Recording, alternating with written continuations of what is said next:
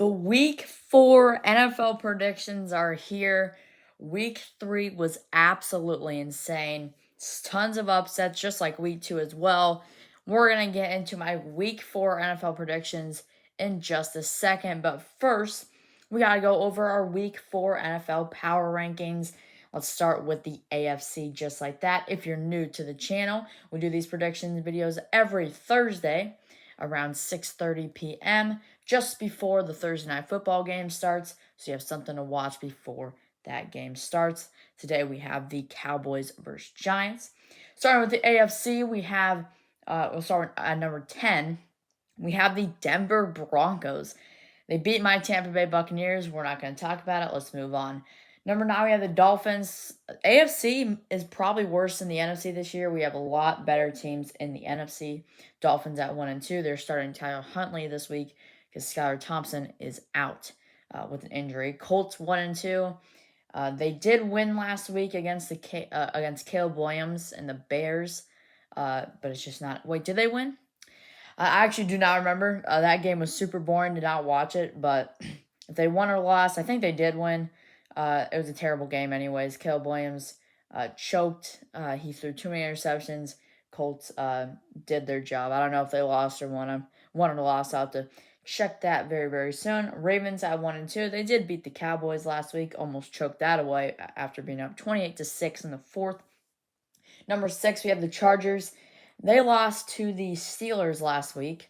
They lost 20-10 after Justin Herbert suffered another injury. I don't know if he's going to be playing next week, so that's going to change a lot from my predictions, but they're at number 6. I actually have the Jets at number 5. Aaron Rodgers looks outstanding. His footwork still looks like he's in his 30s. Of course, he's 40 years old now, and he still looks like he can play a couple more years. Jets 2 and 1. Their weapons are insane. Alan Lazard looks very, very good as well. Do not count him out as a wide receiver 2. I think he is probably the wide receiver 2. Mike Williams came back. He had a pretty good game as well. Number 4, we have the Pittsburgh Steelers at 3 and 0. Justin Fields is probably going to be the starter for the rest of the year if he plays like this. Russell Wilson's career is in jeopardy. They might have to trade him, or he's just going to stay a backup for them to mentor Justin Fields. But Justin Fields looks outstanding. The passing game for the last 2 weeks, looking very good for him. Number 3, I do have the Houston Texans. They did lose 34-7 to the Vikings. That was a terrible game, but they're still the Texans. They still got one of the best rosters in the league. They're at number 3. Now, this was one of the toughest decisions I had to make, but I'm going with the Chiefs at number 2. The reason they have too many close games. Every single game has came down to the final drive. They haven't blown anybody out. I don't even think they won by 7 against the Ravens. They won by 1 point against the Bengals and won by 3 points against the Falcons on Sunday night. They've only won their plus 11 in final drives. So if you think about that, they've only plus 11. I don't know how to word this, but plus 11 for points compared to them. Don't know how to word it, but I think you guys know what I'm talking about. They just have too many close games. Chiefs at number 2. Number 1, the Buffalo Bills. Oh my goodness, they look outstanding. Josh Allen looks really, really good. I actually picked Josh Allen to be the MVP last week, and he definitely showed out. James Cook got a touchdown. Everybody got a touchdown. They dropped 47 points on the Jaguars. The Jaguars might be getting that first overall pick, because in the NFC we don't have the Carolina Panthers, but the Panthers won. Very surprising. Cowboys at number 10. I was debating putting the Panthers here, but I just feel like they don't have a good roster, and Adam Thielen's out. They're going to get crushed next week, even with Andy Dalton starting for them. Cowboys 1 and 2. They lost to the Ravens, almost came back. Number 9, Jaden Daniels and the Washington Commanders. Oh my goodness. They look absolutely outstanding. That Jaden Daniels to Terry McLaurin touchdown, incredible. You gotta watch it. Terry McLaurin is finally getting his presence known. Buccaneers number 8. We lost to the Broncos. We're 2 and 1. We're still 2 and 1. We're winning the Super Bowl. No questions asked. At the Saints, Number 7 here, I do have them over the Buccaneers. They did go into a fight with the Eagles. They lost by 3 points in one of the worst games of the week. Saquon ended up getting the game-winning touchdown there in that one. Number 6, I have the 49ers. What is going on with the 49ers? I Brandon Ayuk on my fantasy team. What is going on with him? At number 5, I do have the Packers. Malik Willis. He looks really, really good. And he could be starting this week against the Minnesota Vikings if Jordan Love doesn't come back. I feel like Jordan Love might be rushing a little bit too early. He tried playing week 2. Of course, that didn't happen. So I think he's probably going to play week 5. That was already announced. He was probably going to play week 5, but week 4 is a questionable decision for the Packers. At number 4, I have the Seahawks. Geno Smith. He's looking really good right now. Those passes to DK Metcalf, absolute dots. DK burned the defenders against the Dolphins last week. We'll go over the Seahawks in depth in a couple minutes. Lions at number 3, 2-1. People are saying they're the team to beat in the NFC. I don't think so, because at number 2, I have the Eagles. I think they are the team to beat, as they have Saquon, who is dominated. Jalen Hurts needs to step it up a little bit, but they should be fine. Jalen Hurts can run the ball good enough, but they don't have like any of the receivers though, so that's not too great. But number 1, I have the Minnesota Vikings. They would have been at number 3 if they did not beat the Texans 34-7. Sam Darnold looks amazing. Let's actually go over the best players in the AFC and NFC. Best players in the AFC: Bo Nix, Josh Allen, Derrick Henry. They had all great games. They all won. Best players for the NFC: Sam Darnold, Jaden Daniels, and Saquon Barkley. This is going to be a quick episode. I got to get this out quick. I'm recording this a little bit late in the day, so I got to edit this and post it at the right time. But let's get into our Week 4 NFL predictions. Thursday night, which is tonight, we have the Cowboys versus Giants. This is going to be a terrible game. I think the Cowboys, they go 2-2. They go 2-2 here. They win 36-7. CeeDee Lamb's going to get 2 TDs. Dak Prescott's going to dominate. We might even see Zeke get a touchdown. He's been pretty decent this year. And yeah, Cowboys going to win 36-7. Let's go into the early game slate on Sunday. I have the Bengals winning 31-24. I think the Panthers' offense looks way better, but the Bengals are going to step it up and win their first game of the season.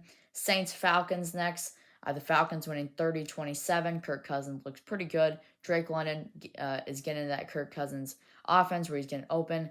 Kirk Cousins is giving him the ball. Kyle Pitts has been in the offense a lot. Bijan Robinson, they run the ball to him 15 times a game. That's going to kill the Saints. Saints are still going to score a lot of points. Falcons are going to kill them on the run game, though, just like Saquon did to the Saints last week. Jaguars-Texans. Jaguars look like the worst team in the league. They should not have given Trevor Lawrence that contract. Texans win 32-13. CJ Stroud, he's probably not an MVP candidate anymore. He's probably still top 10, but he's got to step it up a little bit. Nico Collins didn't do anything last game. Stephon Diggs was definitely the best receiver for them. Broncos-Jets. I have the Jets winning 30-17. Broncos might have a fluke game. The Buccaneers, they always have a terrible game every single year. 2022 Panthers, 2021 Bears. We'll always lose a terrible game and then go on a win streak. So hopefully that's what happens this year. Except we have the toughest 7-game streak in the league. So it's going to be a tough 7 weeks. There will not be any blowouts. I definitely did no blowouts. This is going to be a tough 7-game stretch. We go against the Chiefs, 49ers, Ravens, Eagles. We go against the Saints, the Falcons. It's going to be a tough one, but I have the Jets winning 30-17. Aaron Rodgers, he is dominant. Vikings-Packers. I have the Vikings going 4-0. I think they have enough firepower where Sam Darnold can dominate. Justin Jefferson. I don't know when Jordan Addison's coming back. He won't be playing in this one, I believe. Some players are going to be getting off of IR next week, so we're going to see some players coming back. Maybe Jordan Addison as well. But Packers, I think if Jordan Love plays or Malik Willis plays, I don't think it's going to matter. That Vikings signing for Stephon Gilmore is looking pretty good. He's done pretty good. And the Vikings going to win 26-17. MVP Sam Darnold is a crazy statement. He's probably number 1 in the race right now with the 4-touchdown performance he had last week. I have the Steelers beating the Colts.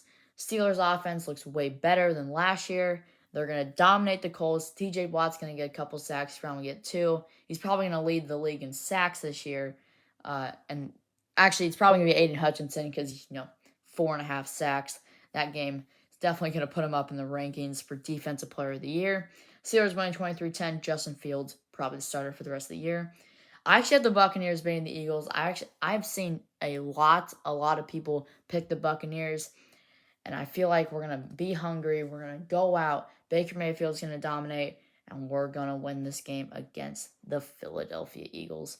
I think Jalen Hurts is going to throw an interception late in the game. We're going to go down, score a field goal, stop them, just like we did against the Lions. Stop them on 4th down and kneel it and win the game. Final early game slate. We have the Rams-Bears. The Rams ended up beating the 49ers after being down 10 with about 10 minutes left in the fourth. I stopped watching that game, and I look over at my TV. The Rams are settling for a game-winning field goal to beat the 49ers, which they hit. Joshua Carty got the game winner, but I still have the Rams losing. I think the Bears, they got to step it up. I think this is the game where Caleb Williams doesn't throw any interceptions. I think this is a clean game for him, and I think he gets the ball down the field consistently, even if it's a field goal or a touchdown, or at least just get into the red zone. It's been a tough one to watch for Caleb, as he's not looking too great, but he's a rookie. I think Jaden Daniels is better than Caleb Williams right now, obviously. Commanders can win games. But I saw the Bears winning 21-13. Let's go into the late game slate. We had 5 games in the late game slate last week. We only have 4 this week, like usual. Patriots, 49ers. I have the Patriots dropping 21. Their offense looks terrible. But I think the 49ers defense also doesn't look too great.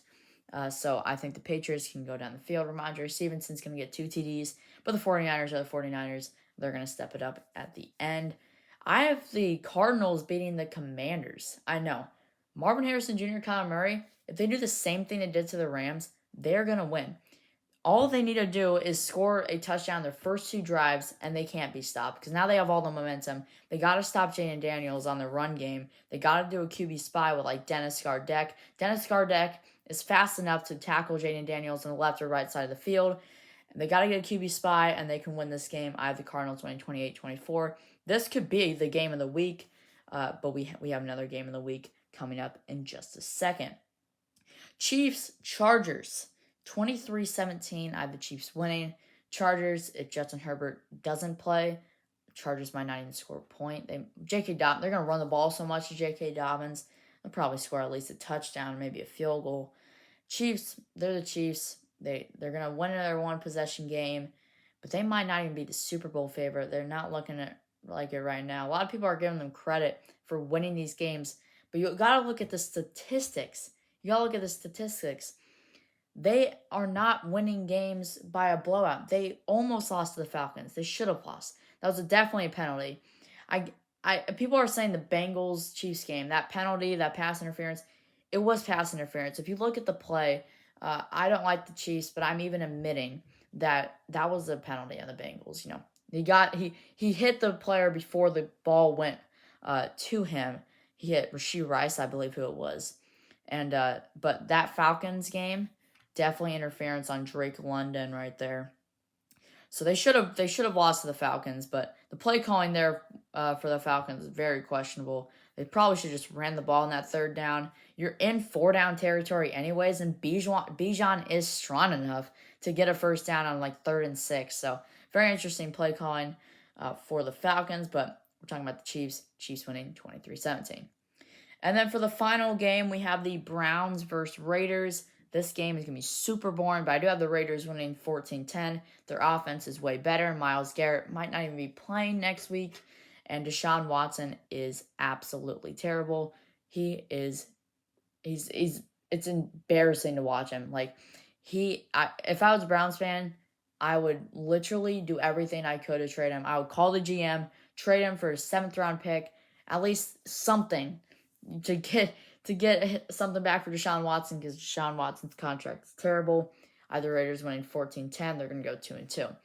My game of the week is the Bills versus Ravens. This is going to be a good one, but I do have the Bills winning 27-17. I think the Bills just have too much firepower. They look incredible. The receivers, Josh Allen can make any receiver good, I guess. he's making Khalil Shakur be a top 10 receiver. He's not, but he definitely can make him into one.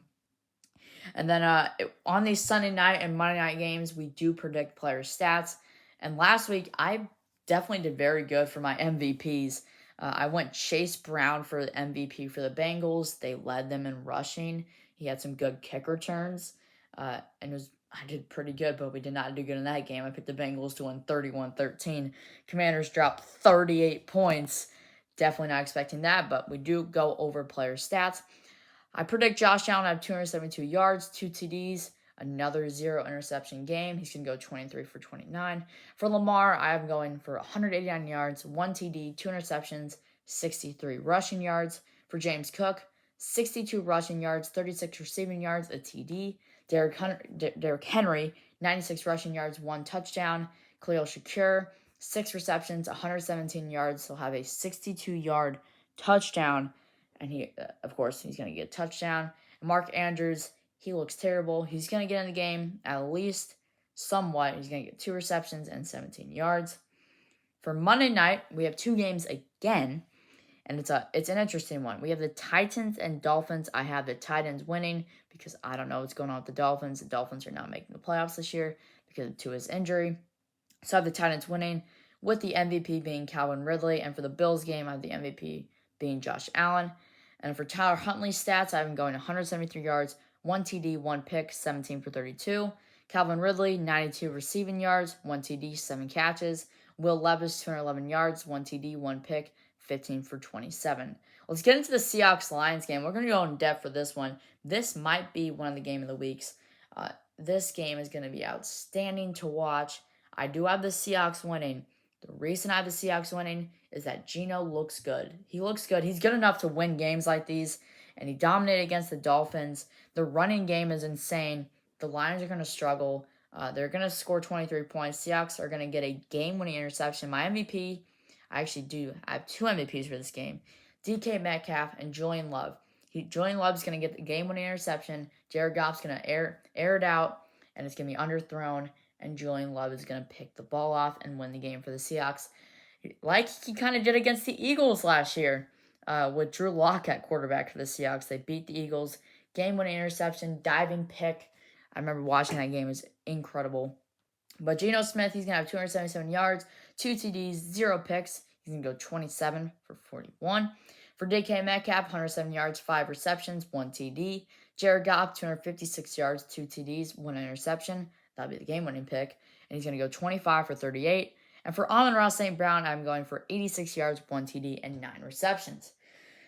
All right. Hopefully you enjoyed that video. Week 5 NFL predictions. You know when that's coming out next Thursday. We had a lot of upsets last week. We went 7-9 in week 3, 7-9 in week 2, 14-2 in week 1. We're 28-20 in total. Can we get all the predictions right? That would be amazing. Hopefully you enjoyed this video. Make sure to like and subscribe to be a part of the GOAT Gang. And we'll see you next week on Thursday for my week 5 NFL predictions. And we'll see you in the next one. Peace.